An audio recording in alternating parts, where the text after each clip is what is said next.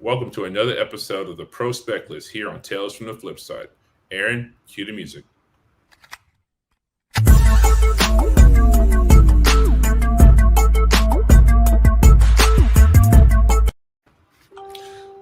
Yeah! Thank you all for being here today. Guys, introduce yourselves. Aaron, pop it off. My name is Aaron. You can catch me on Instagram at YeezyYee and also on Whatnot. I usually have sales on Sunday nights, and I'm starting to do Funko Pop shows right after it's Drunken Chat at 5 in the morning on Saturdays. Nice. This is Red Hood Comic, your friendly neighborhood comic presser.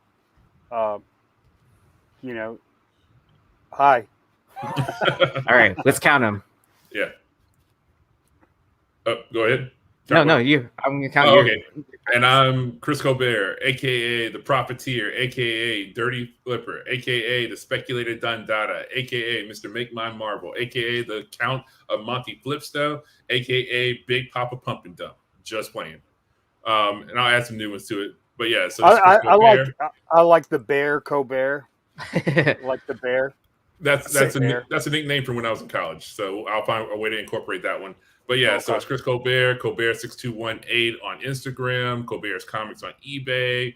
I've just gotten a bunch of CGC's family getting caught up because I just got a bunch of stuff back from them and even more on the way. So keep your eyes peeled to my eBay store if you want to grab some random everything from Silver Age to modern books. And if you're interested in making a side deal, hit me up on Instagram on anything you see on eBay. So yeah. But on that note, let me give a shout out to everyone who is in the chat and watching live at home. Once again, like JD says, you could have been anywhere in the world, but you're here with us, and we appreciate that. So let's get into it. Cool. All right, let's go ahead and kick it off with our number 10 book. At number 10, we have Spider-Woman number 2, the 1 in 25 variant. All right, so this is a 2014 book. It is a 1 in 25 Javier Rodriguez variant. This is purely a cover buy. It's just a really cool Spider-Woman cover. Still really cheap. And also keep in mind that, there has been talk of a Spider-Woman, whether it be Silk or Spider-Woman or Madam Web. But there has been talk over at Sony of a Spider-Woman movie with Olivia Wilde set to, I want to say, direct. So again, this could be long-term spec, but as we all know, a rising tide raises all ships. When that announcement comes, people are going to be scrambling for any cool cover they can find. Well, yeah, especially with the with the previews of the No Way Home, with the Spider-Verse, that opens up all kinds of possibilities. I'm sure there's quite a few things under their sleeve that they haven't even announced yet to us, or things that haven't leaked out. And I'm sure once as people start seeing the previews of the movie, we'll start hearing more and more about it. So no, absolutely. And to put a point on that as well, we got Spider-Verse 2 capabilities there. We know Miguel's going to be featured in the sequel. But we'll probably have Spider-Pig making a return appearance. We might get a different incarnation of Leopardon. Spider-Punk apparently. There's been whispers and murmurs. So yeah, there's a lot of spec out there in that Spider-Verse now with the connections to the MCU and even the stuff that probably will stay standalone. So get out there, start digging, and you probably will be able to make you some money. Hey, how's it going, Tony? Welcome in. What's up, guys? Sorry I'm late. No worries. No worries. All right. And yeah, just feel free to add in to any book you see that we'll cover on the list. All right. So at number 9, we have The Hobbit. It's a 1989 trade paperback. Is that right? Yep. So this is a prestige format adaptation of J.R.R. Tolkien's novel.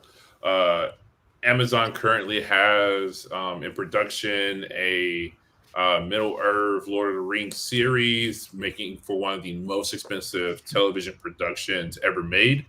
When this hits, it will breathe, and we're separated enough from the Lord of the Rings world that this dropping again will really energize the market. And I think everything Hobbit will pop. Everything Lord of the Rings will definitely be worth getting your hands on. So again, if you can find these, definitely grab them. There's only 53 9.8s on the census. So again, this is a hard 9.8 to find because it definitely was a book that I don't think most comic book collectors were really paying attention to when it came out. Yeah, this was my pick. Nice. I was really surprised that this is 1989. I was surprised that there wasn't an actual Hobbit comic book. I mean, you know, the Hobbit was from the 70s and before. So I bet if you put Topher on the case, you might be able to find a true first in some other 80s comic book or some preview or some ad somewhere along the line. But this was the first actual set in Middle Earth comic book I could find. And not that this new series is not going to be about the Hobbit, obviously, but it's, I mean, that's a huge fan base, man. That it really rivals Star Wars if you really think about it. So yeah, I mean, Middle Earth Spec is Middle Earth Spec, so get it where you can.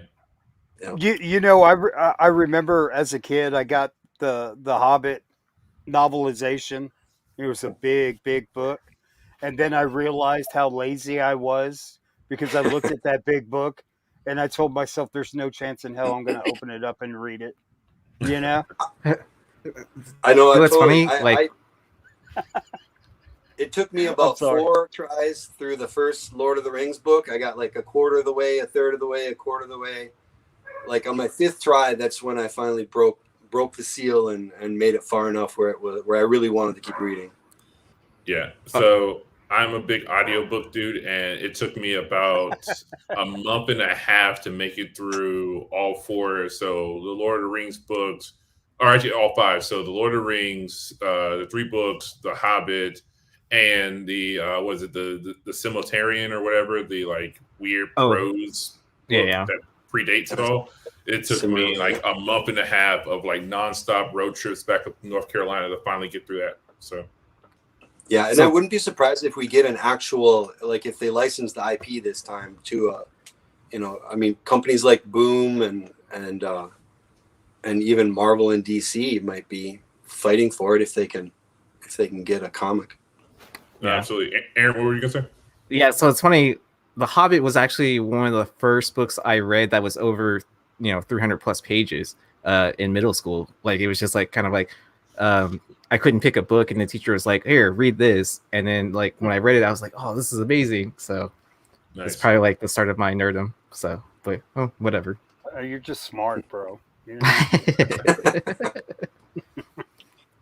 All right, let's move on to our number 8 book, which is Totally Awesome Hulk, number 3.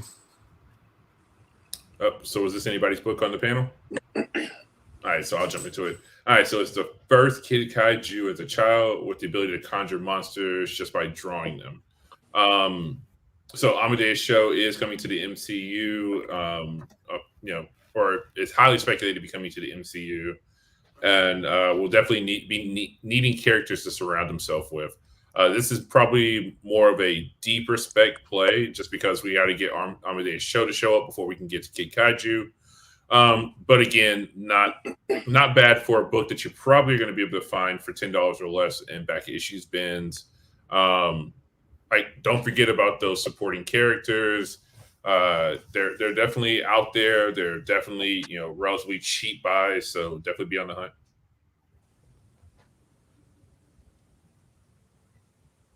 Very nice. Yeah. All right. At our number 7 book, we have Hotline Miami Wildlife number 1. So this is a pretty cool book, right? It's I guess the IP got option right for a video game. I guess it hasn't yet. It is a video game. It's a series of video games, but there hasn't been any news on an option for TV or screen yet. But as we're seeing with every other video game IP out there, there aren't any video game IP comic books that aren't worth picking up, especially when they're still at. I'm sorry, I'm jumping into this joke because this was but it's a low print run. I do know that, and yep. And don't they have multiple covers of this as well? They do. This was the A cover, and the B cover. It's a little wonky picture on the B, but it's kind of cool. This the Hotline Miami. It's like a cult video game. If you don't know what it is, it's like a I don't know, a mix between like John Wick and The Purge. I would put it like it's the Warriors. It's the kind of like Memento and just hyper violent and set in Miami and I don't know, all this crazy stuff. But it was bootlegged by a Russian video game, by Russian hackers. And it was sold under this separate logo for this Russian version of this Hotline Miami. And they actually used that for the cover B. So the logo on the cover B is the Russian bootleg logo, which it's not a great image, but it's kind of a cool story behind it. But I love the art on this cover A. There's a lot of people. I know Mel V is rooting for this one. There's a lot of people waiting for this to happen. They have other collectibles. There's action figures that have gone through Kickstarter. There's vinyl. It's kind of just bubbling up down there, and it's really cheap. You can still get them for less than $10. 5,000 print run. Why not? Yeah, it seems like Behemoth is doing a lot of big things, so everyone should be keeping an eye out on that. Let's go ahead and move. Yeah, let's go ahead and move on to number 6. At number 6, we have Titan Magazine 2018, the official movie magazine, and this is the subscription cover. Yeah, so, I mean, go ahead. No, you go. No, I was gonna say it's just it's a cool Killmonger, Black Leopard suit cover. So, Kill Panther type of spec value here. Yeah, I don't know Titan Magazine. What is Titan Magazine? So they're like the same publisher that makes like Star Wars Insiders, where you get a magazine through the Diamond Pool. So it's that same publisher, and it's like magazine size. What were you gonna say, Joe? No, so whether he comes out in part 2 or not, you got to say that because of the way he's been trending on What If, there could be a possibility for later on down the road. So, I would say Killmonger Spec is still in play, but I don't think it is for Black Panther 2. I think it could be for something later on down the road because, I mean, this is a viable option, for a villain. No, you're absolutely right. I mean, to kind of piggyback on that, with Strange Supreme being tasked with keeping him with, Killmonger, Ultron, and, I guess Ultron Supreme or Ultron Perfect or whatever we're calling that version of him, or actually the Amenzola controlled Ultron body at bay in that little pocket dimension that he created in What If. Yeah, that's definitely going to be a plot device for season 2 of those two probably getting loose and us revisiting that storyline again. Or maybe, I mean, even if it's not Black Panther 2 spec, who's to say that we don't get Strange Supreme at some point in live action and that story spilling over into live action as well? Because I think it tested super well. They had amazing views for the information that Disney Plus released about the number of viewers that watched that episode. Yeah, I could see them, being like, well, we don't necessarily want to change course of where we're going with Black Panther 2, but we can, if we can get Michael B. Jordan to come back and, do something else, I mean, he'll probably take the check. So, all right, I would. Yeah. I think this whole panel is right. Yeah, true story. And then, it's just a badass cover, man. I mean, like if you're a fan of the Black Panther franchise, I mean, who wouldn't want this? I mean, it's pretty cool. Yeah. I mean, definitely something to get signed back when the world starts to get a little bit closer to normal and he starts making the rounds again back at cons and things, or either potentially a CGC signing, because I could definitely see that happening, in the next year or so. Yeah, and these items that are outside of the traditional just straight comic format, you're still going to get comic collectors interested in them. They're just not going to be picking them up at their local comic shop. And they're probably going to be really cheap. Thanks, JJ. I was told it was a subscriber cover, but it's good to know it was a previews cover. So I'm guessing it is. Didn't Rob's Comics say it was a subscription? Because he's got 5 of them that he subscribed to, and they gave them to him. So it might be a PX exclusive cover kind of situation. Because I know that's what Diamond tends to do. Like they have like a journal cover that's put out, and then there's like a PX exclusive cover. Because they've done it for like Star Wars insiders. But all right, let's go ahead and move on to number 5,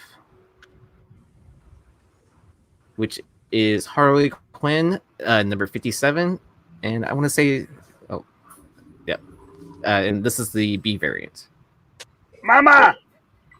Yep. So this is a Tedesco cover B variant.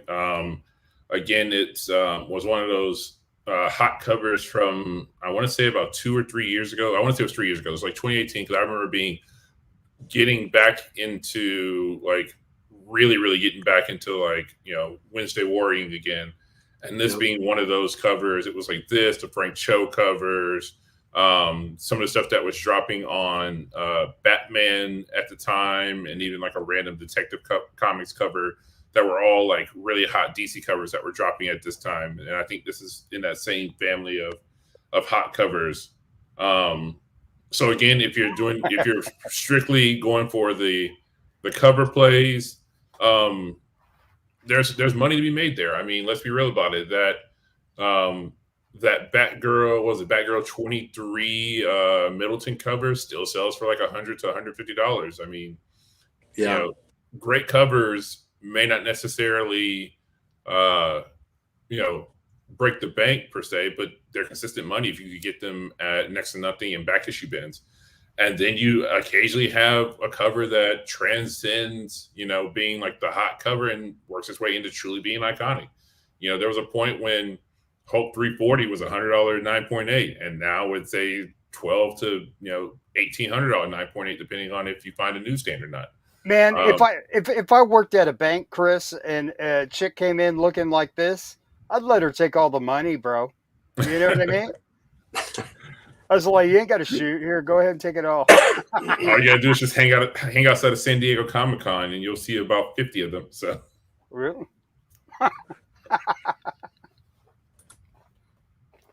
But yeah, not a bad play. Definitely, for the quick flip, this is not a bad spec.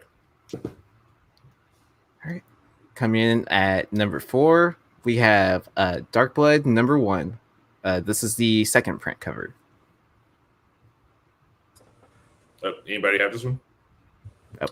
No, I don't, but it's a great cover, man. All right, so here's a little bit of the story behind this guy. This is the first comic book series written by LaToya Morgan, who has written for shows such as The Walking Dead, Into the Badlands, and several other relatively recent TV shows.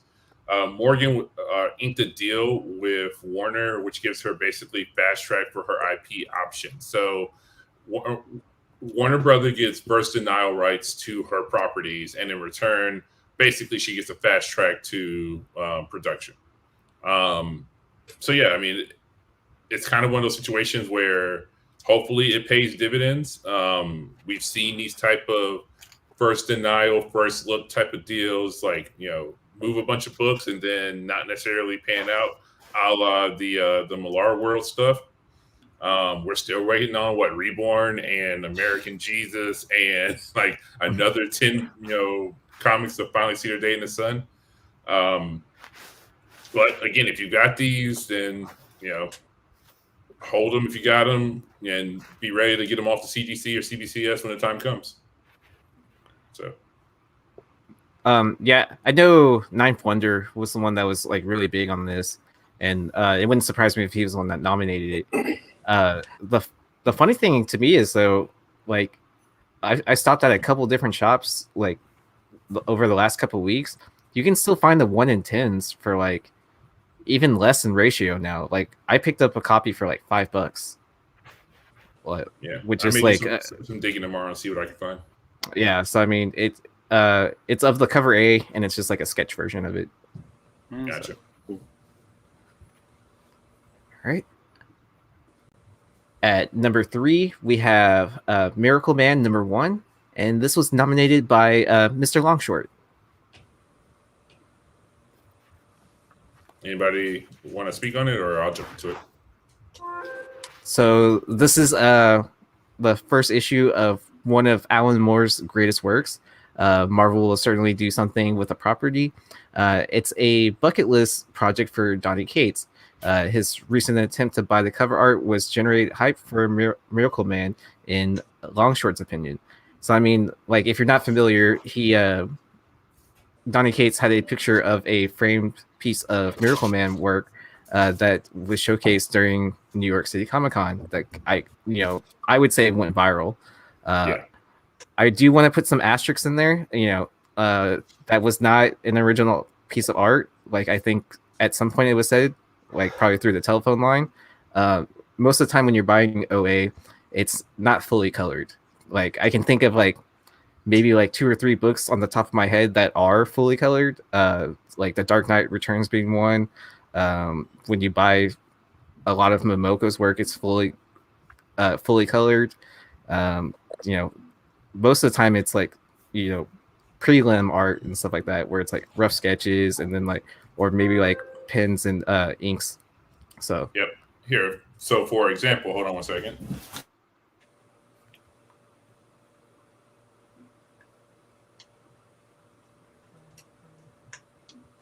So yeah, so this is the page from Batman 507. So yeah, it's basically pencils and inks. So yeah, so typically original art is going to look a little something like this. DC of this time period will have a stamp on the back of it. Let's see if I can pull it out and tell you what the stamp says, but it usually says property of DC or something like that. Yeah, so copyright, the year, DC Comics, all rights reserved, under no circumstances may this be reproduced, blah, blah, blah, blah. So yeah, so you can kind of see it there.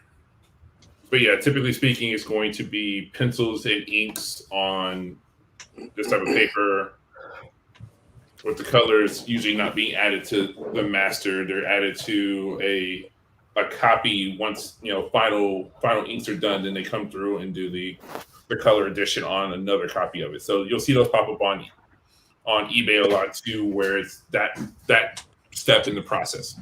Awesome. Other times where you'll see, appreciate it. Other times where you'll see full color original artwork are the guys who do paintings.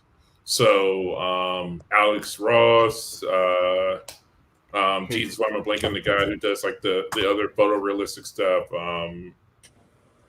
Yep, Momoko's work. Why am I blanking? I just love showing this off. The guy who did that amazing. He's done everything from like Batman to that amazing Galactus cover that came out. Like it was like the Spider-Man or Fantastic Four villain series that came out some time ago. That was drawn by somebody who's not my friend anymore. All I got to show is this. Yeah, so Adi Grandolph is another person who does full-on paintings and stuff like that. So all of his work is going to be full color as well. And also another thing with those full color pieces is that they're usually huge or relatively large, like almost person size, because they have to be able to be shrunken down and maintain their resolution when it's made a smaller image. So they're usually done like much larger than a typical painting would be. So if you do come across one and you want to know if it's real or not, then it's usually a very large like painting and stuff like that. And those go for big money. I know Alex Ross usually booths up at like San Diego, and his booth is generally brought in on an 18-wheeler, and he'll have a couple of his original pieces in there every now and again. And you're talking like 50, 60, 70 grand piece of artwork on the bare minimum. I mean, the lithographs go for like 3 to 5 G's. So prints, basically. Yeah. And then... Oh, go ahead. I was just going to say, can I ask you guys, because I'm not all that familiar with Miracle Man, as maybe a lot of people aren't.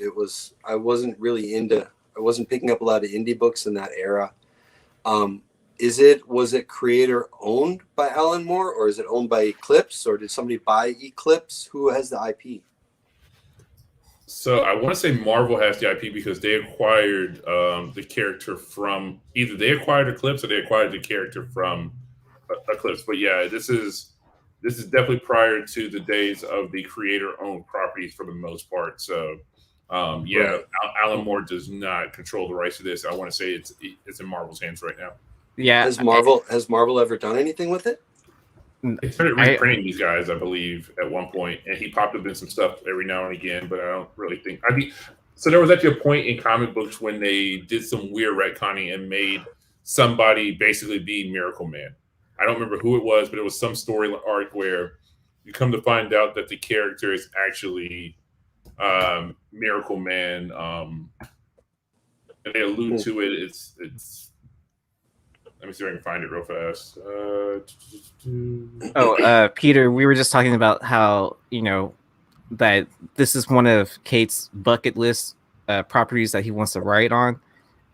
And then, basically I was chatting with Longshort, and he was saying that, it wouldn't surprise me either that, like, if he was networking at this point in time with, like, either someone at Marvel or, someone that he's connected to like, want to work on this property, and then why else would he be posing with that that print or lithograph or whatever it is. This is just so it's all pure speculation. Like It's just kind of like we're taking a stab of what could happen. I can't figure out it's got a history and it's got a lot of fans, so Yeah, I mean, I remember when I was getting trade paperbacks for my brother, and this is one of the stories that he gave me was Miracle Man, and it's a really good read. So, like, at the very least, I would say pick up the trade because it's Alan Moore written, and I don't remember exactly what the story was about, but I just remember it being like really good. I mean, it just didn't stick with my head because it just wasn't like what I was typically reading, but I do remember it being like, I don't want to drop this. I want to keep on reading and move on to like what else is out there. But it does have an interesting storyline. So, and Alan Moore like uses a lot of big words too. So you might have to have a dictionary. So that's what Google's for, right? Yeah. So, but oh well. All right. At number 2, we have Hawkeye Annual #1. Yeah, so this is basically Madame Mass Spec. So it's basically playing off of that spec and any crossovers that exist between Madame Mask and Kate Bishop Hawkeye. So again, if she does make an appearance in there, this is one of the early, if not the first, kind of meetups between these two characters. Again, we don't know if it's going to be a long-running back and forth type of relationship, but I would not be surprised if Madame Mask doesn't kind of continue on.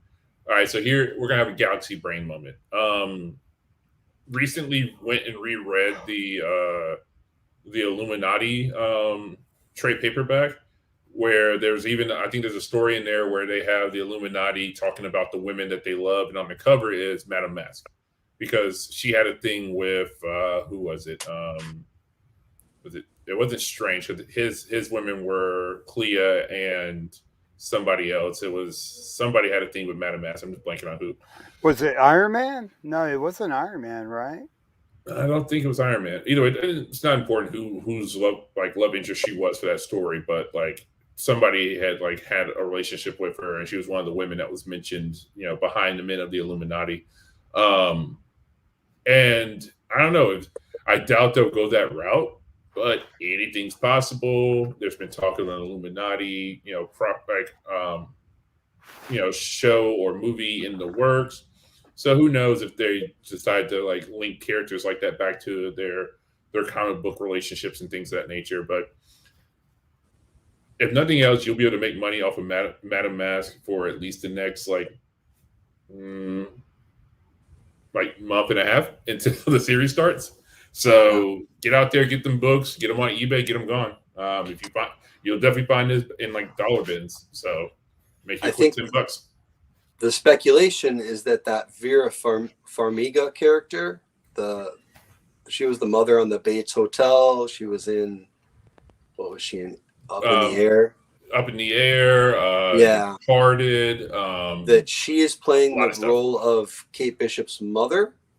And in one of those Kate Bishop runs, well, this one, obviously, they get into if she was raised by Madame Mask or what. But that seems to be where people are leaning, that Vera Farmiga is playing Madame Mask. Whether it's going to be in costume or not is another question, I guess.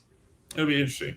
I mean, also too, like whether or not things happen in canon that way. Marvel does like to do their amalgamations, I refer to a mask, where they'll take aspects of a character and aspects of another character and go, well, we're never going to use this character, but we'll do this with them and mash them together into forming a new version of said character. We saw it with female Loki on Loki. Like she was an amalgam of Enchantress and Sylvie of the Young Avengers. So yeah, I would say too, Marvel does not have a lot of great female villains. So if you think they're not going to use Madame Mask at some point, you're probably mistaken.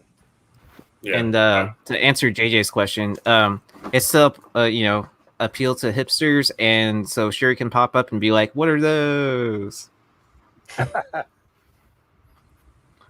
But yeah, sorry. Yep. So somebody commented that we're just gonna let that one go. Somebody commented in the chat that Madame Mask had a fling with Stark. So yes, so she was one of she was Stark's girl from that Illuminati cover. Which is also like, if you guys get a chance, go back and read that. That was a real weird kind of retcon story of some of the bigger events in the Marvel universe, what they did with that Illuminati's, because it was basically the lead into what, Secret Invasion. Mm-hmm. So yeah, like definitely go back and read that. That was actually a real. I mean, it definitely didn't necessarily hit the mark on all cylinders, but I appreciate what they were trying to do there.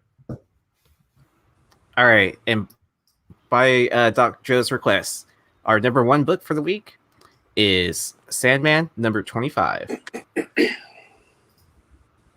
So this is kind of self-explanatory. This is the first appearance of the Dead Boy Detectives. They just made their live-action debut on Doom Patrol Season 3. So, yeah. And this book actually hasn't, done gangbusters. And this actually plays into the conversation we're going to lead into right after this on DC Spec. But yeah, so they're going to get their own series. That announcement caused the book to spike a little bit. But generally speaking, it's kind of leveled off, if not, receded again a lot quicker than you would typically expect the book to. There are only 33 copies in 9.8, only 33 copies on the census period, with only 16 in 9.8. That is definitely going to change the second that got mentioned. People were shoving those in boxes and sending them off to CGC. So let's take that with a grain of salt, because people. I don't know if it'll change that much on the 9.8 though. Look at that. Well, yeah, it ain't gonna change the 9.8s, and typically Sandman books are also darker in color, so they don't. They're hard 9.8s to get, so that probably won't shift much. But you'll see a lot more of these probably pop up on the census. So it'll probably go from 33 to maybe 100, and probably we'll see maybe 10 or so of those make their way into the 9.8 range. But yeah, this is a very sound spec if you're specking on Ink Sandman at this point. It'll be really interesting to me if the series does well on Netflix. Episode or issue 25 would be what? Maybe season 3, something like that. It would be interesting to see if Netflix, the production company who's making the show, would be willing to cross over and share casting with whoever's making that Dead Boys Detectives series. It would make sense. It would only benefit both of them if they could pull that off. And like you were saying, DC, Sandman might be DC's answer to a shared universe. There's a lot of characters, Hellblazer. And, the only thing about that is that I know that the person, like the head of AT&T, who looks like Lex Luthor and name sounds like some weird like joke or weird bad joke, he is like, his goal when he acquired WB and started up HBO Max was to have more subscribers than Netflix. So I just don't see him being of the sort who wants to play nice with the competition like that. But yeah, it would be mutually beneficial for them to like share characters. I know we're seeing it right now where there's been talk that the Sabrina from the Netflix will be crossing over into she'll be returning in Riverdale. Yeah. But again, though, that also, now we're getting into like, movie or Hollywood inside baseball, because the Sabrina series that was on Netflix was still a Greg Berlanti property, and Greg Berlanti does most of the HBO stuff. And now that no longer is in existence, bringing her over to the other Greg Berlanti, stuff in the form of CW, Riverdale isn't so out of the question. We'll see what happens with that, because Greg Berlanti also controls a lot of the stuff we're about to talk about, like in this next segment. So, yeah. Yep. So we're gonna go ahead and start up our roundtable, and for tonight's topic, we are going to be talking about specking on DC books. So for this first slide, I just decided to put up all the different logos throughout time, which I'm sure there's probably a more recent updated one for DC Universe, but I think it's still like something similar to the 2016 logo. Yeah. So this was a topic that I just kind of threw out there because we got DC Fandom coming this weekend, and I think a lot of us have a tendency of forgetting about DC Spec. I mean, Marvel's got a machine that, for the most part, with the exception of COVID, doesn't miss schedule, stays on the tracks, and blazes forward. If Marvel says they're going to do something, for the most part, it ends up happening, with the exception of some of the stuff that was, in that weird transitionary period of the acquisition of Fox and things that were in the shoot for Fox to do on Hulu. But then we're still seeing those come back around, because we all swore up and down that Hitmonkey was dead. And then, surprise, Hitmonkey's coming out next month. So DC becomes a little bit harder to spec on, because they have shown us that they'll just it almost feels like they're just, throwing shit at a wall to see what sticks. And they've already there are people who are out there who got burnt on, maybe not the trench, but definitely people who got burnt on New Gods, who had those books, were holding for forever, and didn't unload when that initial announcement came out, because they're like, oh man, we've got Tom King writing, we got Ava DuVernay directing, this is going to be a winner, and then they shelved it. Oh, you want to talk about the NFT stuff? Yeah, real quick. Just so everyone knows, since we have about 100 viewers right now, if you sign up for DC Fandom, you can actually get a email, and then you can get 2 free NFTs. I guess it froze because I was doing other stuff. Let me refresh this real quick. Oh, it's probably going to queue. That's okay. But anyways, so you get 2 free NFTs. This is what happens after you enter your code, and then it generates what's in your collection, and you get an extra. So you get 1 for sure, and then you get an extra 1 for sharing on social media. So they do Twitter, and I actually ended up pulling. I guess it's gonna show up soon, hopefully, because I wasn't expecting it to delay. There we go. So I actually pulled a rare one, the Harley Quinn one, considered a rare. So that was the free one, the first free one I got, and then I got the Batman and the Court of Owls for sharing out on Twitter. So yeah. What are you gonna do with them, Aaron? I'm trying to figure out how to transfer it out of my wallet so I can sell it and flip it and be a #dirty flipper.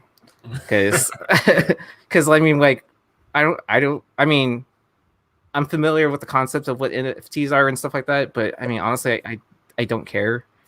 Like, I mean, to be completely honest and transparent, like, I mean, what else am I supposed to do with it? Like, besides like looking at it in this like digital wallet or whatever. Maybe someone in the chat knows a little bit more than I do, but I mean, as soon as I figure out how to transfer out of this Palm NFT Studio wallet, digital wallet, into someone else's wallet, like, I'll be happy.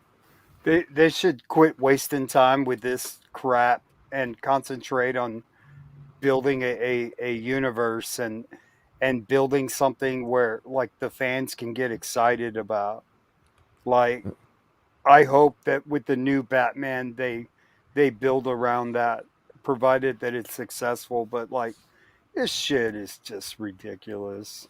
I mean, they're just I feel like they're trying to get ahead of the game before they fall back too far behind. You know what I mean? They're trying to stay relevant. They're trying to stay relevant and try to take shortcuts, but like still have a lot of in between work to do. Is probably what it really boils down to.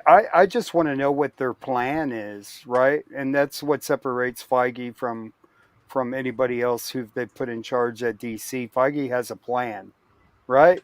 And you know, it all started with Iron Man, and then they built around that, right? And they had phases, you know, leading up to that plan. They don't just randomly do a Joker movie that's not tied to anything, and then just do Harley Quinn, and it's not really tied to anything, and it's just, Joy, I kind of agree with you, but I think after the Justice League didn't work the way it was supposed to, I think they're embracing that. Actually, I think they're embracing the throw stuff up against the wall, the whatever. We use the word Elseworlds. You know, like you can have a Superman character in a different, you can do All-Star Superman or Red Sun Superman, kind of like they do with their animation. I think they're thinking, screw it, let's just make stories. Let's not worry about continuity and this and that. And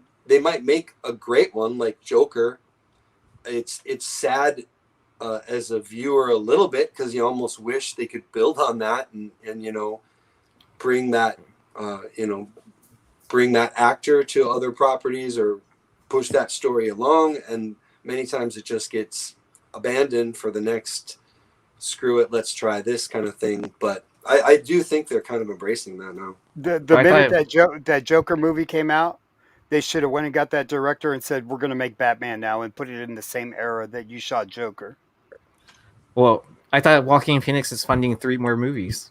I'm just joking. Well, and also so you have to be very careful, because if I'm blanking on his name. He basically did he was a comedic director for the most part, the guy who did Joker. Yeah. The whole thing was that he never intended really to make a Joker film. He wanted to make his love letter to the king of comedy and Taxi Driver, and instead was just like, the only way anybody's gonna give me any money if I like shoehorn the Joker into this and make it into a Joker film. But that was a spec script for something totally different, and they're just like, let's plaster Joker, maybe change this kid to be Bruce Wayne. Let's have Thomas Wayne in here, and we'll call it a Joker movie. But no, like if you remove just change his name and get rid of Thomas Wayne, what about the Joker? Yeah. None of it. Right. So that would have been very, very bad to allow him to do a Batman movie, or even still potentially doing a Batman in his universe could be, because also too, now you got to age up like Joaquin Phoenix to high hell, because that kid was maybe 10 years old. So now you've got like a 30-year age gap between, or a 20-year age gap between your Joker and your Batman, and that could work, but there's 3 different Jokers they can choose from. This is true. Even though two of those guys are dead now. And there's only one, and if you count, yeah, but they would still be technically alive during that time period. It's true, but no, like to talk about like the amount of stuff. Like so, before we did this show, I just threw together a quick list of all the things that I know of that are still in some form of production or rumor production at DC right now. So just to kind of name off on the list. So in the HBO Max realm, we have Green Lantern, Strange Adventures, Justice League Dark, Madame Xanadu, the Batman spin-off series, Peacemaker, Bloodsport, Black Canary, the Balzot Superman series, Constantine, DC Superhero High. Movies, you got Black Adam, Shazam, Fury of the Gods, The Batman, The Flash, Aquaman and the Lost Kingdom, Batgirl, Blue Beetles, Supergirl, The Metal Man, which was just announced this week, Naomi, which is still in production, a rumored Poison Ivy standalone film, the Joker sequel, Static Shock, the Icon and Rocket rumored film, Wonder Woman 3, Superman by Ta-Nehisi Coates. So again, you've got the Val Zod stuff, and then you've got the Superman Ta-Nehisi Coates stuff, Hour Man, and a Nightwing movie. So there's a lot of DC spec out there. Like if you seriously go through each one of those, you've got the main characters, you've got the supporting cast. I mean, case in point, we'll give away a little bit of cornbread. Like the Flash movie. We know that Michael Keaton Batman's going to be in there. We know that it's going to be a sort of kind of take on like their way of doing. Yeah, they're doing Flashpoint. Nobody's been really talking about that potential Thomas Wayne Batman spec. Like that's still in play. Like and that's not something that you were. And I mean, Jeffrey Dean Morgan as Thomas Wayne would be pretty fucking cool. I mean, needless to say, he's already done with his last season of Walking Dead, so he easily could have made some scenes of him in a suit and been on his merry way. Well, the last book I remember that was like really popping off from the whole Michael Keaton announcement was the movie Prestige format book, and then it was funny because like I went to a convention, I found that like I remember that being on the Hot Spec 10 or not Hot Spec 10, but the Hot 10 on Friday nights with CBSI, and that jumped up to like a $50 book or even more. I found one for $5, and then I found the newsstand edition too for like $7. Yeah, like, I just sent a $5 copy that's probably got a 9-8 fighting chance, like to Joe. Like it's like people just there are so many things that you could be specking on right now that people are honestly forgetting, and they're moving on. And DC spec, like unlike with Marvel spec, where it's like on to the next one because there's just so many things that you can be specking on that will probably make you money. DC is always a little bit of a gamble. Did the Arrowverse hurt the DCEU? Honestly, no. I think it kept them afloat during a time when they really needed it. Actually, I thought the first 4 seasons of Arrow were actually pretty good, man.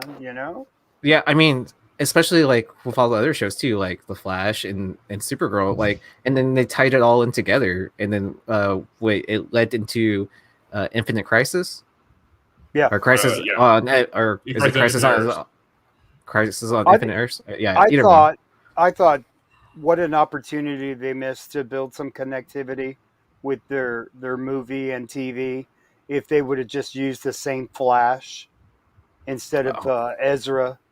Well, I mean, you're not the only person that was like, begging for that. Like, there's rooting for Grant Gustafson, yeah, there was tons of people that were like, dude, whoever this actor is, screw him. Put in the one from the TV show. I mean, it would have been the smart play. Absolutely, and that's the difference between like Marvel and DC.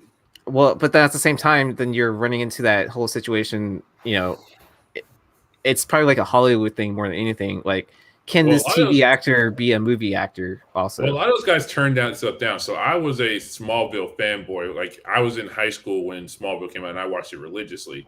And at that time, we didn't have so that predates. So that's post the Jeffrey Donner Superman movies. So that was in that like no man's land. So post 80s, but pre early 2000s when we got Superman Returns, or Superman Lives, or whatever the hell that shit was called. With that was garbage, dude. So it was when Smallville was doing its thing. People were loving Smallville, And then they kept saying, well, why don't we use him? He didn't want it. Tom Welling did not want to be, because that was like his first big acting gig. And he was a TV dude who was starting to he was in Cheaper by the Dozen and shit like that, springboarding off of his TV success. He didn't want to be Superman. And at that time, being a superhero, being an actor in a superhero film was a dirty word. Like, you got to take consideration that it didn't become cool to be in superhero movies until 2008. People gave you kind of like the dirty look, or it's like, oh, your career is kind of floundering, so you went and did one of those superhero films. Like, that was not the wave prior to even after X-Men and Spider-Man dropped. It was just they still aren't really respected. Blade had no they made no connections to him being in a comic book character when they released Blade. It really wasn't until the beginnings of the MCU, and once the MCU had solidified itself, maybe not solidified itself, it was still in that weird, it could still go stop at any moment in time, and around 2009, 2010, that we started seeing the likes of Robert Redford, and we saw Jeff Bridges. I mean, almost everybody who was in the first Iron Man movie had an Oscar nomination. That was unheard of. So, the logic of, let's use the people from the television show, that still was kind of shaky ground. And DC was we can have these things exist in the same world, but we want, Hollywood movie caliber actors for our movies. And it's a lot to take a risk on a relative unknown, even if they had a strong following on the television. That don't necessarily mean it's going to transfer over. Peter Parker Pants had another comment earlier that I want to touch on. Where'd it go? Let's see. It was the Flashpoint's too confusing for casual movie viewers. I mean, it's no more confusing than Back to the Future. I mean, if you can follow Back to the Future, you can follow Flashpoint. Guy goes back in time, fucks up shit, comes back to normal time period, things all wrong, must go back in time to fix the events that he caused problems with. It's not that, I don't know, I don't consider it to be that super complex of a story. I think that comic had some big words too in that comic book. Well, I think this time travel in general has a kind of a confusing aspect to it anyways. You know what I mean? Because it depends on the script. I mean, if you have a really good writer, you can pull off just about anything. Yeah, but you could have a straight, down to earth story that gets botched just because it's not written well. Yeah, we had this conversation before. It's you just got to follow your rules. You establish rules for your time travel, and you stick to your rules, and you're fine. Have they made all the good DC stuff already? They did Dark Knight. No. There's still there are so many. I'm not even I'm a Batman fan, and I'm not even that hardcore of a fan. And man, you could just start doing them one-off Tales of the Dark Knight stories from so a little bit of weird comic book history, based off of how successful Batman '89 gave us the animated series, and also wasn't it Tales of the Dark Knight or whatever series it was, because they were Batman continuity is messy, so let's just do a bunch of one-off stories that anybody can just drop in and read, and they're no more than 2 or 3 issue arcs tops. Two, single issue, 3 issue arcs tops, and then you move on to the next story. So I want to say it was either Tales of the Dark Knight or some other one of those Batman incarnation of the 90s. But yeah, you could easily go back to any one of those. Voodoo, Cult, what was it? Venom, all of those 3 issue arcs from that time period would make for, this next Batman, the Batman movie borrows heavily from one of those, Ego. So Batman Ego was just a self-contained story of Batman chasing after a serial killer and having to be Bruce Wayne during the day and constantly on patrol for 3 nights straight at night and not being able to get any sleep, and the effects that it had on him as Batman. They're mixing in also maybe some elements from the Long Halloween or maybe some other stuff. But Homeboy said that Matt Reeves said that that's one of the biggest influences for his movie was the script, was the Batman little miniseries or singular story of Batman Ego. So you can easily tell these take these one-off stories. Batman's got plenty of them, of these just every night was a patrol night for Batman. So just grab one of those random stories, and have it be a self-contained Batman story. I mean, shit, year 2, like TJ said, like there are so many Batman stories that we can pull from. Like, there's the big, lofty ones that everybody knows, but there's plenty of other that stuff that, like, that's the reason why you can give Batman, like, you could legitimately do a Batman live action series and be fine because you just borrow from those storylines. Yeah, I think you're right, and even moving away from Batman, I think that's one big reason why Marvel and DC are different now in the big league stuff, in the blockbusters.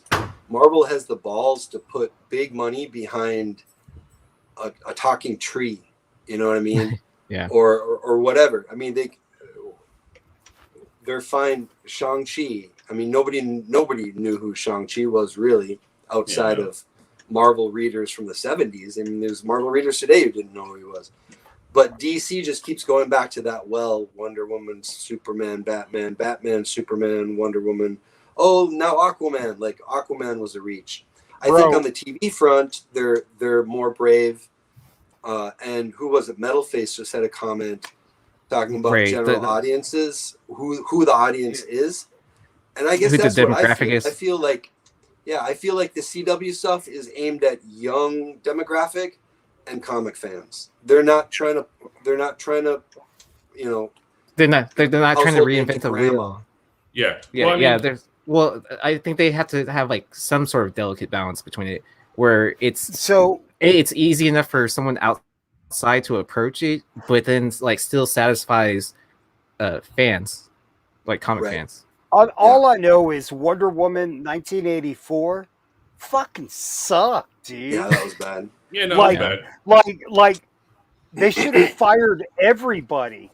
Like, that movie was horrible. They did. Like, they fired a big majority of people. Bro, like, I didn't mind Cheetah. Like, we're lucky to be alive from COVID, dude. Like, and I'm like, oh, what a treat, Wonder Woman 1984, bro. Like, bro, you know what I'm trying to get at, and I don't want to. It's a story that nobody needed. That's what it boils down to. It was a story nobody needed. Now, the beginning with her as a little girl and going through the obstacle course, I was like, man, this is going to be a good movie. Yeah. And then somebody took a shit and said, no, it's not. It's not going to be a good movie. It was just the only good thing about it was Gal Gadot. Like, you can lower the volume and just watch her. But like, that's where not having a watch fight. A movie. That's where not having a Feige hurts them, because they don't have anybody to bring them back on the rail if somebody falls off the rail. You know, that little creative team just keeps going and chugging and chugging. They tried. To say. I mean, they did have that person. Like, Jeff Johnson was supposed to be that person for them. Like, when Feige stood up, it was just like, I will, hop on my back. I will take you to the end zone. Like, Jeff Johns did the same thing over at DC. Just turned out he was kind of a piece of shit. So, like, that was more the issue there. It's like, you're not Kevin Feige because you're not a good person, and you made some really poor decisions on how you handled business, and you also were way too focused on all of the same. Like, on paper, they read very similar. Both comic book fans, both like came up in the rungs. I mean, Jeff Johns was, and TJ corrected me, Richard Donner. Jeff Johns was Richard Donner's assistant.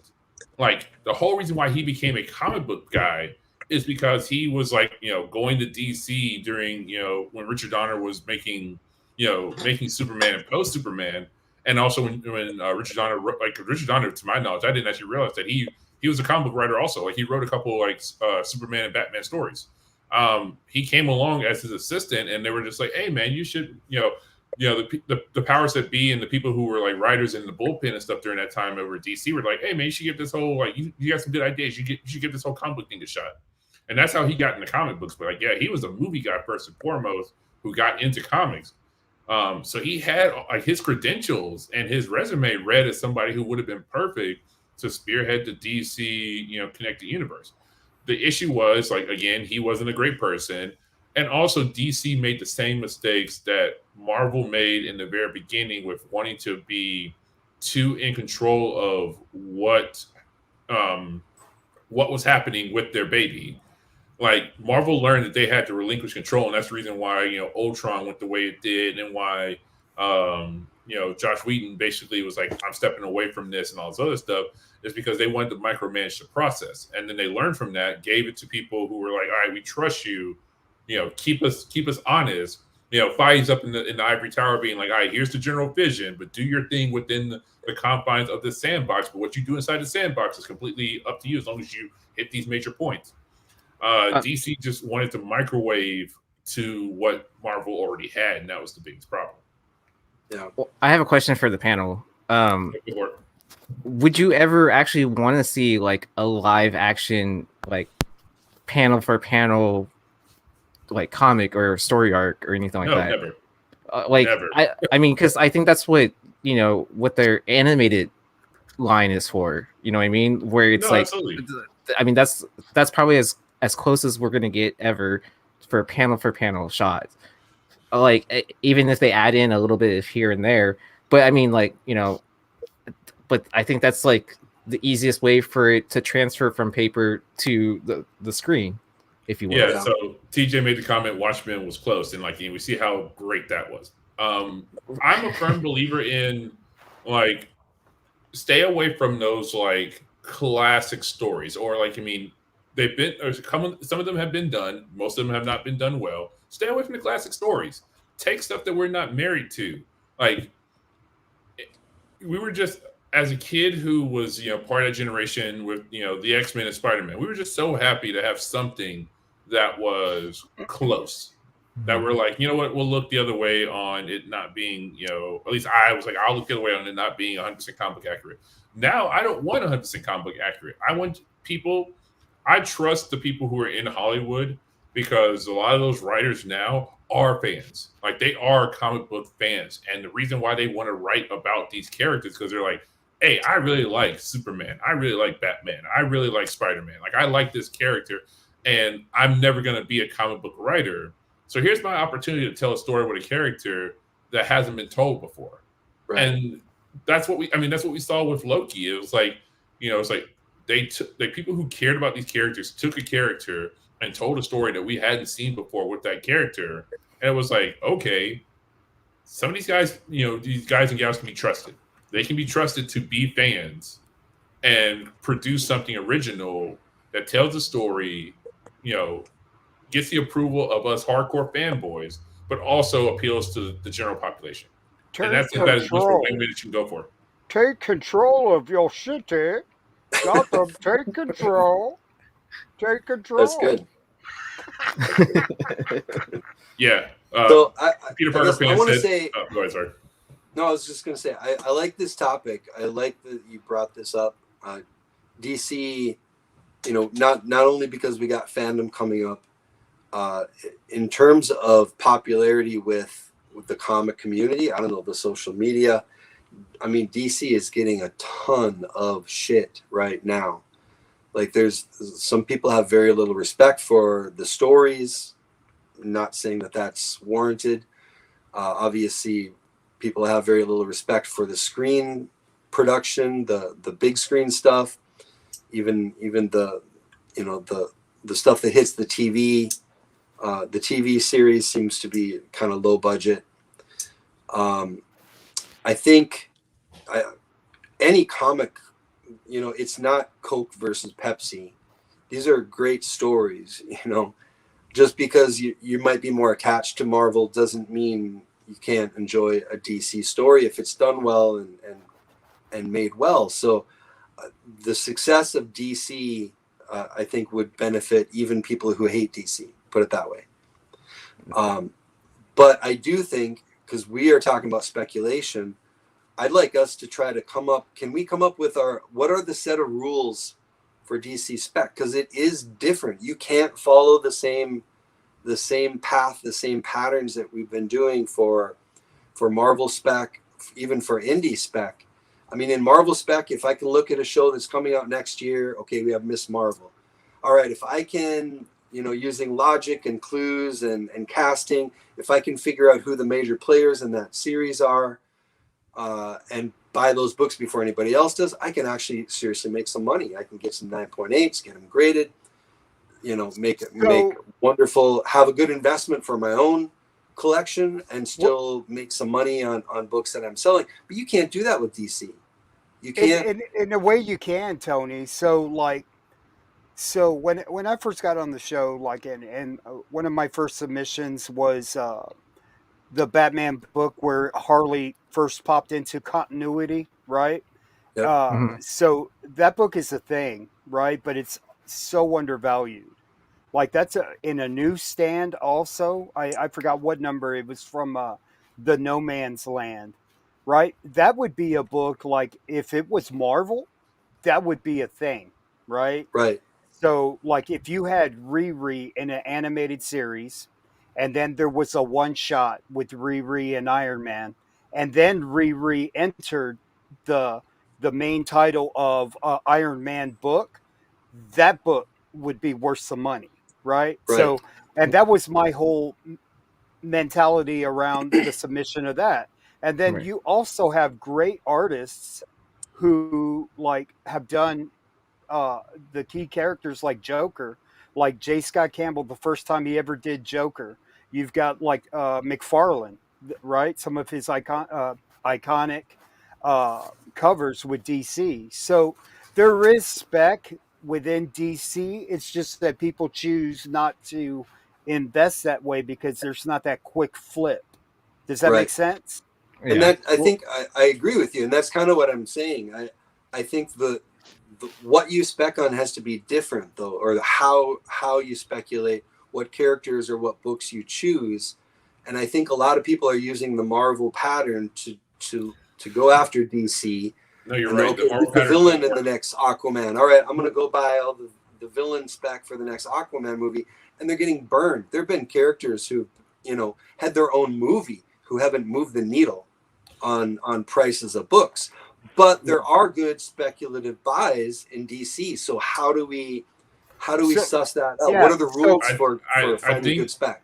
So I think the HBO Max stuff is finally going to make the difference. I think that's actually where we're finally going to see some consistent continuity between, because let's be real about it. Like the one-off Elseworlds stuff is the reason why the speculation side of things doesn't move the needle.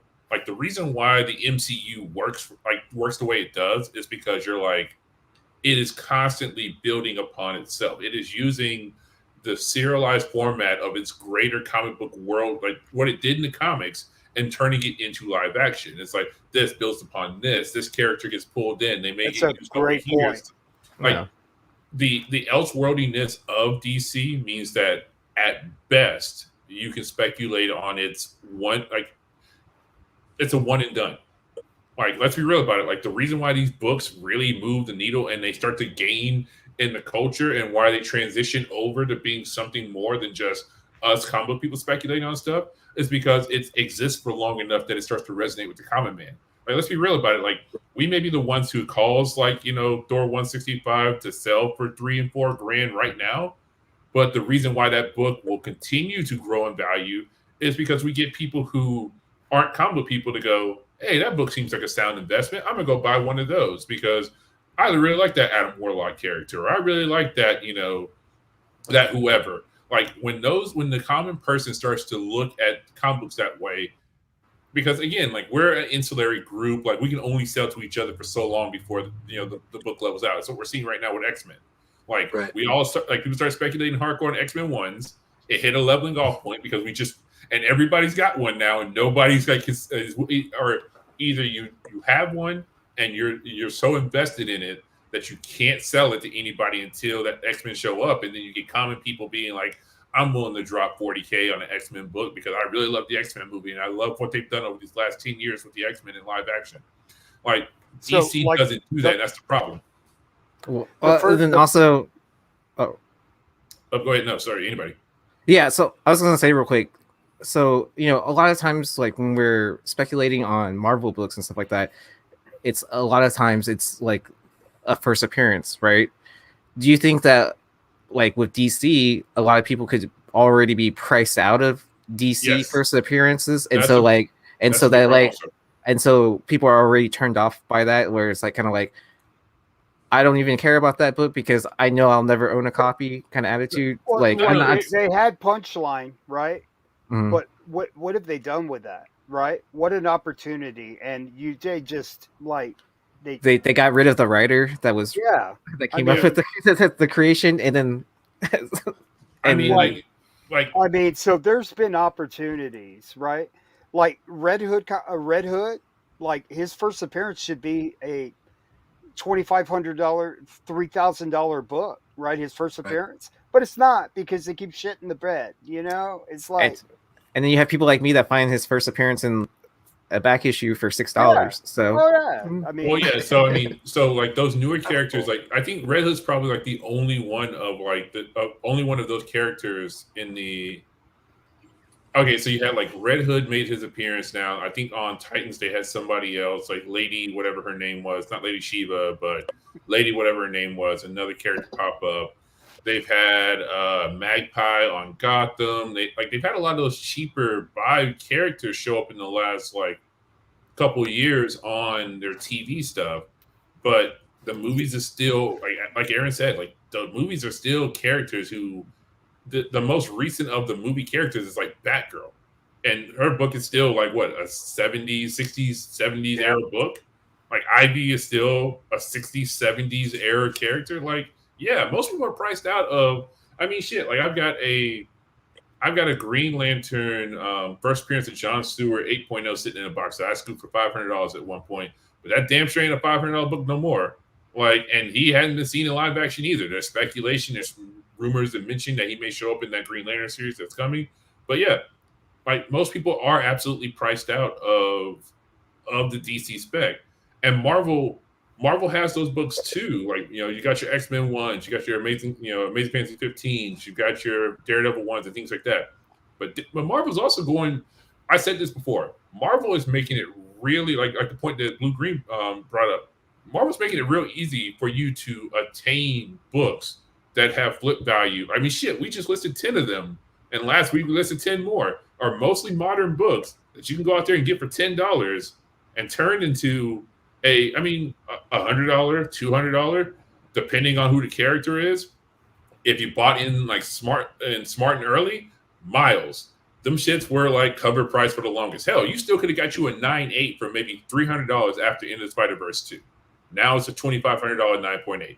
You could have got you plenty of those Riri first appearances, that AOA cover that nobody gave a shit about. And God, if you stacked up like 10 of them bad boys, you got 50 G's sitting in your hands right there. Like Marvel is, what's his face? The new Falcon. Like he's now in live action. All he needs to do is get mutated, modified in some form, and boom, that book takes off again. Like Marvel is going to the last 20 years of characters, not the last 80 years. Like, yeah, for the initial introduction of the MCU, they went with the tried and true classics. But most of these new characters are people who showed up in the last 10 years. I mean, shit. Like, what's his face was dead until they brought him back as the Winter Soldier, and there you go, Winter Soldier, last 20 years.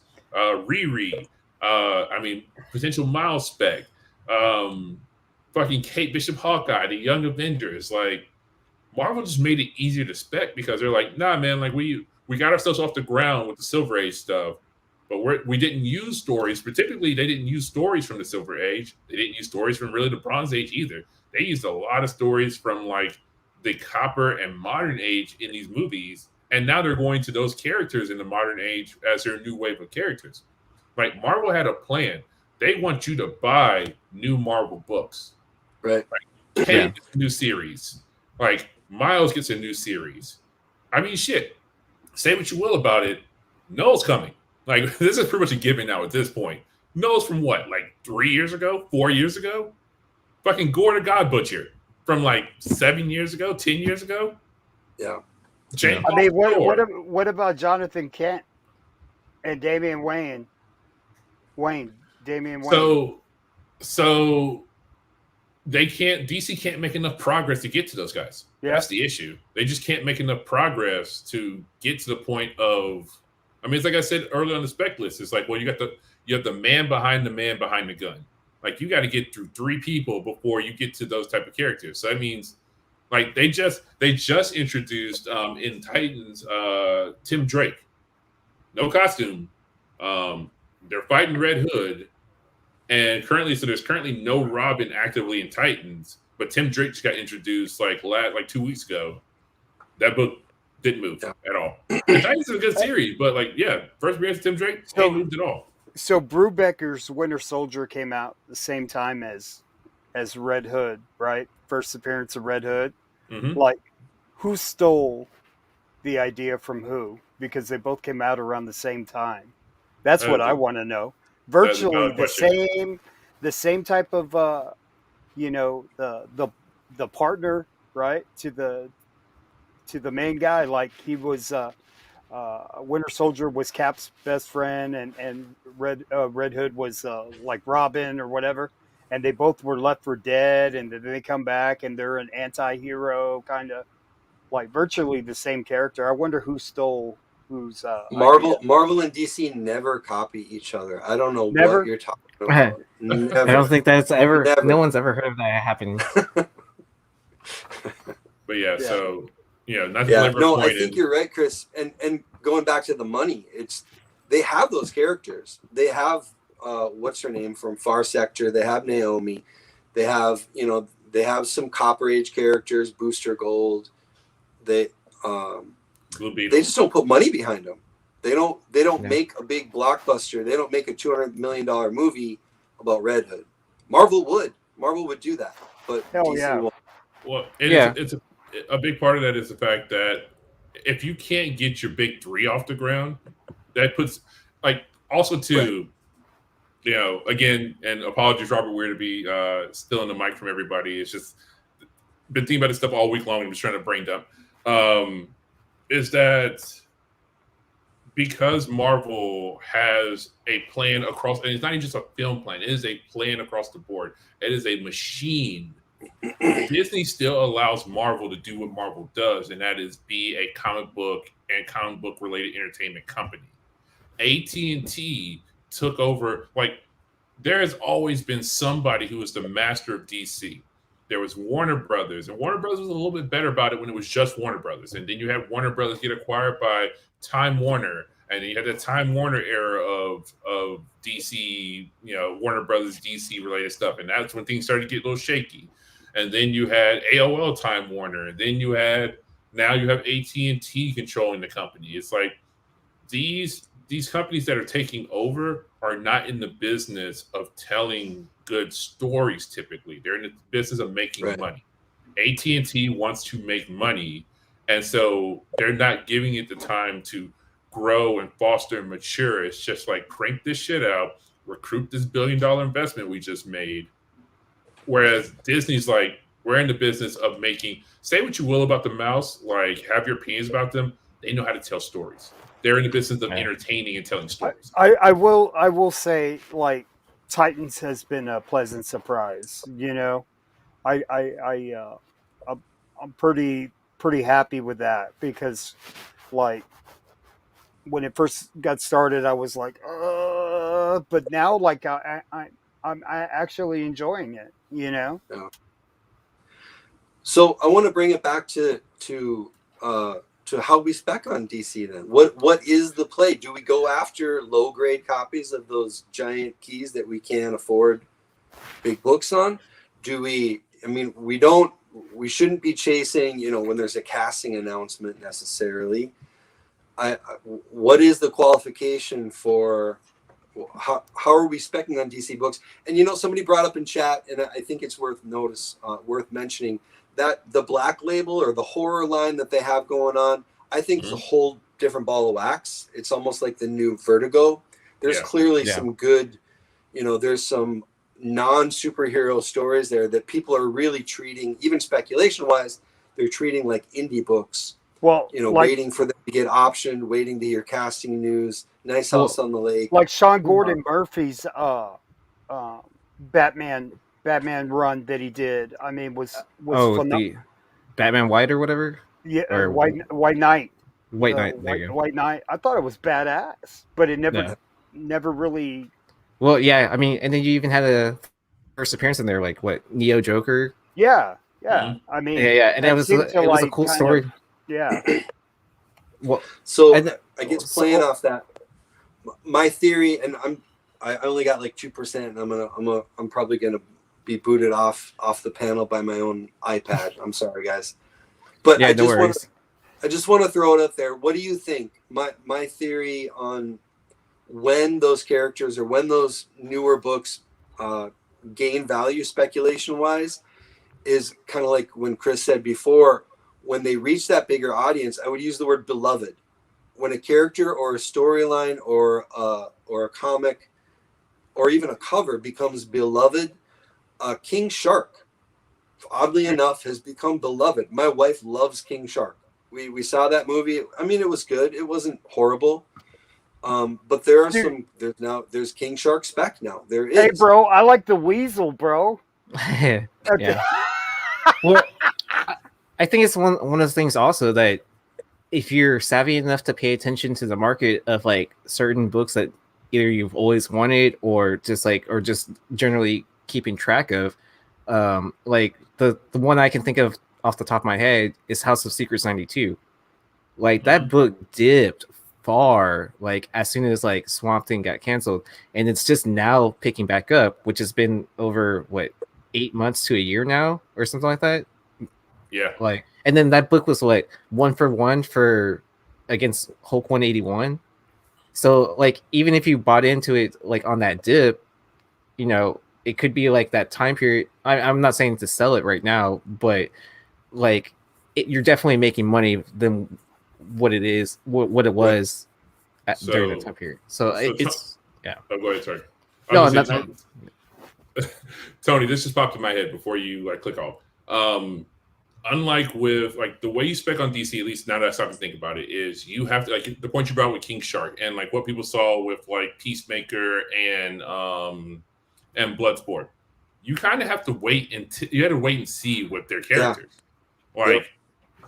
It's really like unfortunately where Marvel is like you spec on it before the property comes out.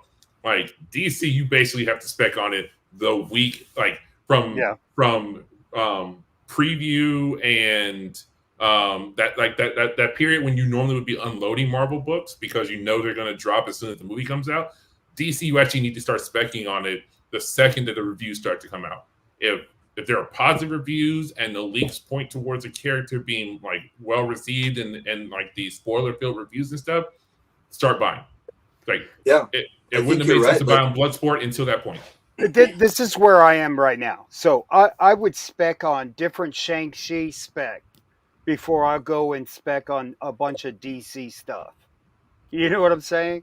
Like, and Shang-Chi is still the big unknown, right? I mean, they just give you kind of a taste of a couple of characters or whatever, but there's a lot of characters still to play on with these. They're going to do another Shang-Chi movie. Like, I mean, that's a thing, but like until they do something with these new characters, I mean, they're just regurgitating another Batman movie, bro. Like, bro. Well, and that's a good point too, because I think a lot of people feel exactly that way. Like DC spec is dangerous. It's risky. Yeah, I mean, it is. Wonder Woman 1984 was supposed to be this huge movie. Cheetah was supposed to be amazing. Everybody loves the actress. You can buy that 9.8 for less than $200 right now. Yeah, like, I mean, it's so much easier to spec and make money and at least have fun watching it go up and down.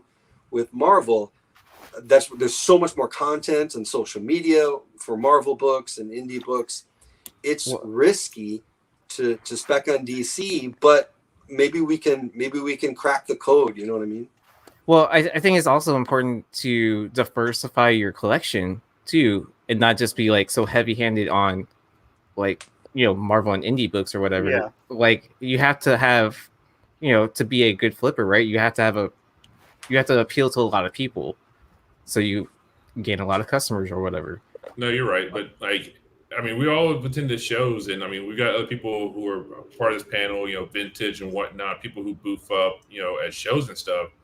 Like, people come and ask for those DC keys, but like, there may be every like every third, fourth person is asking for a DC key. That's true. People want the Marvel books. Like even people who just don't, like I watched a show, people who knew for a fact they did not have to scratch for the first appearance of Thor still were like, oh, that's the first appearance of Thor. And then the same case was like first appearance of like, Poison Ivy. And they're just like, oh, that's the first appearance of Thor. Like people just don't, like that dude was obviously a novice, but he had learned enough from seeing Thor on screen and stuff to do some Googles to figure out like, first appearance of Thor or like it. I would just say, let's let this play out. Let the Batman movie come out. If it's a hit, then we're talking something else, right? Green Lantern. If this show is a hit, which I hope it is, because I got a shitload of Green Lantern that I've just been like stocking up on, just because you got to take a little bit of a risk, But if it's a hit, cha-ching, ching, ching, ching, Green Lanterns, But like you gotta let's see what they bring to the table. Like The Rock is gonna kill it, right? Like I like every Rock movie, like he's a fun guy. So like, and he just has that thing, So that like if he's gonna do that character is gonna. It's going to be a thing. Like those books are going to go up. I mean, well, so just as a final thought, like to kind of wind it down, I think it's still important to like pay attention to these events that are happening, like DC Fandom. Like if you're attending some of those panels, like watch what the people in the comments are saying, like because then you can get a general gauge of what the general public is thinking when they see this. So yeah, I mean that's just this one last little point I just thought about is another thing that hurts DC and makes it like, so you brought up a great point with The Rock, like absolutely would kill it. The issue is that it's really hard to spec on something when you don't know when you're going to see him again. Like the way the MCU works, it just makes it so much easier to spec on because like, oh, Kang's in Loki, cool, he could pop up any fucking where now. Like The Rock did a great job as Shazam. All right, cool. So in another 3 years, we'll have another either Shazam movie or a fucking Black Adam movie. Great. Now I've got this book sitting in my collection collecting dust, and so I can move it again in 3 years. Yeah. Like, that's just what you're facing with DC Spec. It's like, cool, Wonder Woman, even Wonder Woman 84 was a hit. How long? Like, it's been what, almost 2 years now, or it's been a year now since that movie came out. And there's been no real whispers or murmurs of another Wonder Woman movie or her showing up in anything crossover. Bro, that's because they had extra time because of the pandemic to go and change a whole bunch of shit. Like, they made it worse. Yeah, but like, you see my point though is that like if the characters have no possibility, like with the Marvel stuff, it was like how many movies? Like we only had 3 Iron Man movies, but he made appearances in like 7 before the character was gone. Like that's just like, oh, anybody could show up in anybody else's stuff. Like Riri's getting introduced in Black Panther 2, then immediately rolling into her own series. Don Cheadle will be there. Hell, and then they'll end up in Young Avengers. Who knows? But like, there's a possibility that you could see these characters 4 times in the next 2 years. Whereas with DC, it's like you're gonna see them 1 time, maybe if they can get the series off the ground in the next 3 years, and that just hurts Spec. Bro, Marvel is bringing you all the Spider-Men back, bro. Like. That ought to tell you they know what they're doing. They've created a world where they go, you know what? Let's bring all these guys from like the early 90s movies and or 2000 and let's bring them along like they're family. Let's bring everybody in together. Like you may see Ben Affleck reprise his role as Daredevil. Jesus Christ, man. Man, I just hope they have a scene in Olive Garden then. I think if you do want to speculate future-wise in DC, I think it's a combination of all those things we were talking about. It's got to reach general audiences. It's got to become whatever beloved, whatever word you want to use. If there is a character that becomes beloved or a story or a movie that reaches general audiences, they'll put money behind a sequel. They're going to put money behind a sequel to Joker because people loved it. We're going to probably see King Shark again because people just loved him. You know what I mean? Absolutely. But if you want to bet on the future, I think you almost have to lean toward the creator. You know, you have to lean toward the director, the writer. You kind of have to do your research a little bit. If you know anything about James Gunn, it probably was a safe bet that he was going to come up with a movie that people were going to like.